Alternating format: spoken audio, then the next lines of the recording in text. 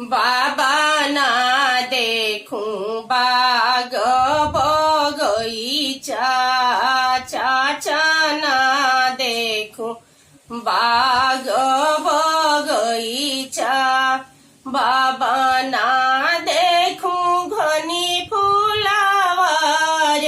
कहाँ रे दल उतरी